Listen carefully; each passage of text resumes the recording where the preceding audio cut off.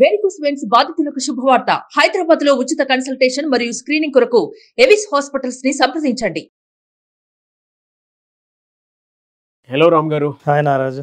కొంతమంది చెప్తూ ఉంటారు, అంటే విజువలైజేషన్ నాకు త్వరగా అయింది, దానివల్ల నేను ఆ బెనిఫిట్ రిజల్ట్ రెండు చూడాల్సి వచ్చింది అని. ఇంకొంతమంది నాకు కొంచెం ప్రాసెస్ ఎక్కడో డిలే అవుతుందండి అని చెప్పేసి అంటూ ఉన్నారు. ఆ డిఫరెన్స్ని ఏ విధంగా చెప్పొచ్చు అంటారు? ఎందుకంటే ప్రతి ఒక్కళ్ళు ఉండేటువంటి డౌటే ఇది. ఎలా మనం ఏ విధంగా క్లియర్ చేయొచ్చు అంటారు దీన్ని? నారాజు, డిఫరెన్స్ ఏంటంటే ప్రాసెస్ ఎప్పుడు మారదు, ప్రయత్నాలే మారుతాయి. అంటే ఒకే ప్రాసెస్సే ఉంటుంది. ప్రయత్నం చేస్తున్న వాళ్ళలో ప్రాసెస్ని ఫాలో అయి ప్రయత్నించే వాళ్ళు ఒకరైతే, తొందరపడే వాళ్ళు కొంతమంది. ఉదాహరణకి నా అనుభవాలు చెప్తాను. కోర్సులో మనం చెప్తున్నప్పుడు చాలామంది మొదటి రోజు లేదా రెండో రోజు, ఒకరోజు ఓపికతో ఆగుతారు, రెండవ రోజు ఏమంటే విజువలైజేషన్లో డబ్బుని ఎలా అట్రాక్ట్ చేయాలండి అంటే, నేను ఇదే ఎగ్జాంపుల్ చాలాసార్లు చెప్తుంటాను. సంగీతం నేర్చుకోవడానికి వచ్చి సరిగమలు చెప్తున్న మాస్టర్తో సరిగమలు ఆపేసి బాహుబలి సినిమా పాట ఎలా పాడాలో చెప్పు అని అడిగినట్టుంటుంది. ఇది ఎప్పుడు నేర్పిస్తారండి ఈ పాట అన్నట్టుంటుంది. సో సరిగమలు చూడ్డానికి వినడానికి అంత అందంగా ఉండవు, ప్రాక్టీస్ చేస్తున్నప్పుడు కర్ణకఠోరంగా ఉంటాయి. కానీ సాధన చేసిన తర్వాత వినే సంగీతం చాలా అద్భుతంగా ఉంటుంది. అంటే ఇప్పుడు అద్భుతంగా పాడే వాళ్ళందరూ ఇట్లాంటి ఇబ్బందికరమైన ప్రాక్టీస్ చేసి పైకి వచ్చిన వాళ్ళే. కాబట్టి కొంత సాధనకు ఓపిక ఉండాలి. అంటే ఎట్లా ఓపిక ఉండాలంటే, నేను నమ్ముతున్నది అద్భుతమైన ప్రాసెస్, ఈ ప్రాసెస్ తర్వాత నేను కోరిక ఖచ్చితంగా నాకు వచ్చి తీరుతుందన్న నమ్మకం ఉందే, అది లేకుండా ఏమవుతుందంటే కొంతమంది ఇంకా చాలా పద్ధతులు ఎన్నో తెలుసుకుంటుంటారు. జ్ఞానం ఎక్కువైతుంది, నాలెడ్జ్ ఎక్కువైతుంది, ప్రాక్టీస్ చాలా తగ్గుతుంది. పైగా ఎట్లాంటి జ్ఞానం కోసం వెతుకుతుంటారంటే, ఏదైతే తొందరగా అర్జెంటుగా అయిపోతుందా అని. సో ఇట్లా తొందరగా అంటే గొప్ప ప్రయత్నం చేస్తూ మధ్యలో ఆపేసే వాళ్ళని చూస్తే నాకు ఒక కథ గుర్తొస్తుంది. ఒకసారి అడవిలో ఒక ఏనుగు, కుక్క రెండు ఒకేసారి ప్రెగ్నెంట్ అయ్యాయంట. ఇవి రెండు మంచి ఫ్రెండ్స్.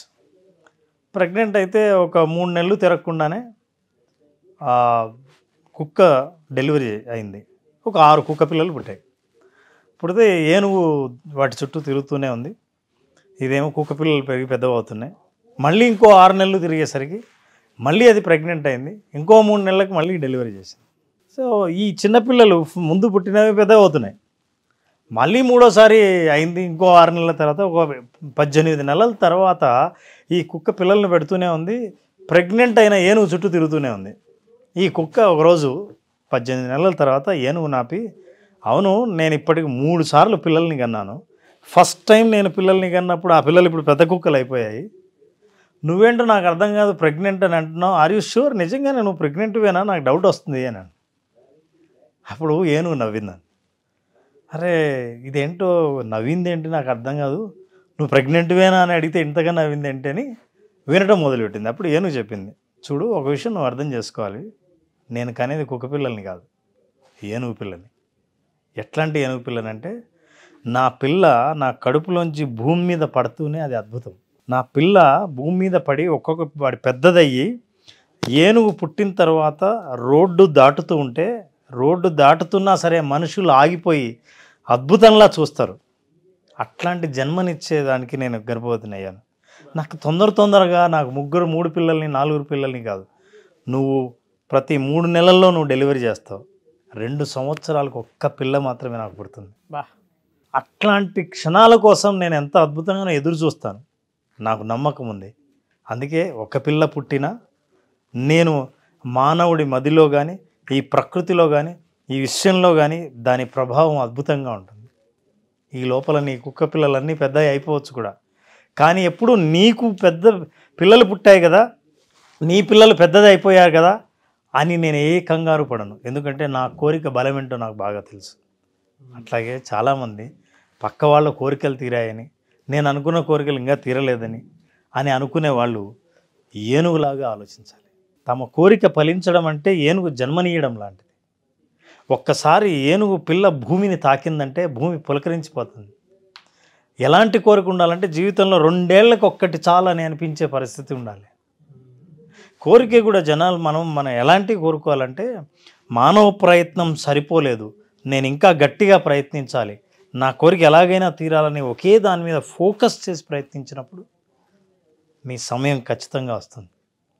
సో మన కోరిక మీద మన నమ్మకం, మన ప్రాసెస్ మీద విశ్వాసం గట్టిగా ఉండి ప్రయత్నిస్తూ పోతే ఖచ్చితంగా కోరికలు తీరుతాయి.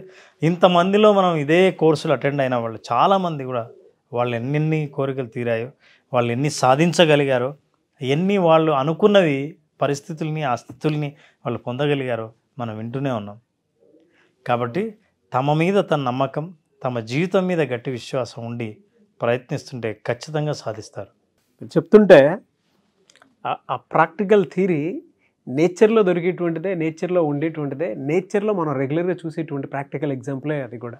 విజువలైజేషన్కి కూడా నేచర్ పవర్ ఉంది కాబట్టే మీరు ఆ బెస్ట్ ఎగ్జాంపుల్ తీసుకొచ్చి మరీ చెప్పారు.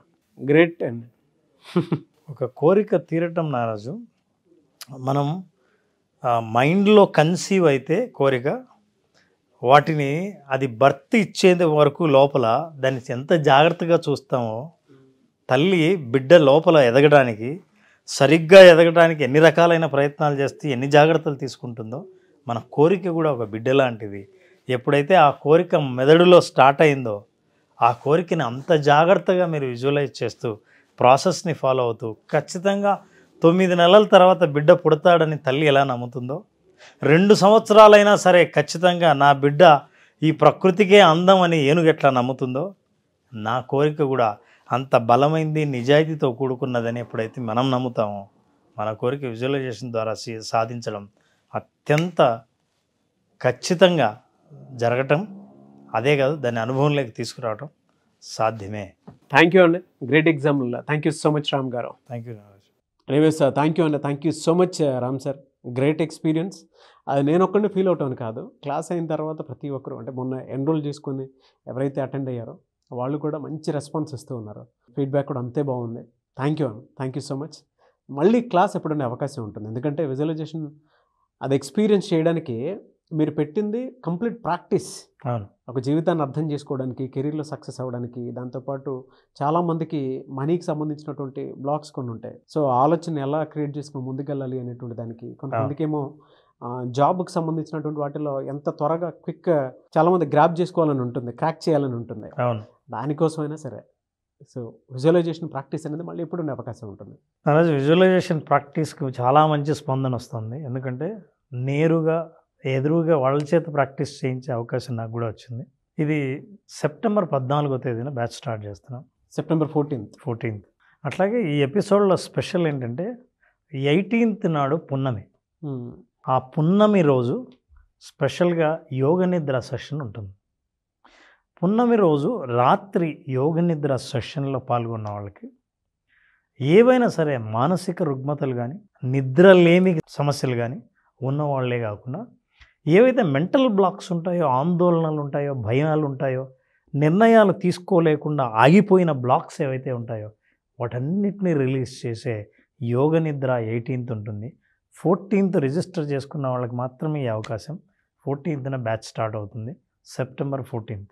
యోగ నిద్ర కోసం చాలామంది ఎక్స్పెక్ట్ చేసేటువంటి వాళ్ళు ఉన్నారు. స్పెషల్ అకేషన్ డే రోజు పెడుతున్నారు. సో ఇది స్పెషల్ క్లాస్ అని చెప్పేసి చెప్పాలి. అవును, ఈ మంత్కి special class visualization practice September 14th నుంచి ఉంటుంది. కాబట్టి ఆసక్తి కలిగిన వారు స్పెషల్ క్లాస్లో కనుక మీరు ఎన్రోల్ చేసుకోవాలి అనుకునేటువంటి వాళ్ళు స్క్రీన్ మీద మీకు కాంటాక్ట్ నెంబర్ కనిపిస్తుంది, దాన్ని మీరు కాల్ ఆర్ మెసేజ్ వాట్సాప్ చేసి వెంటనే ఎన్రోల్ చేసుకోండి. Anyways thank you, great experience and thank you so much Ram sir. Thank you నారాజ్, థ్యాంక్ యూ.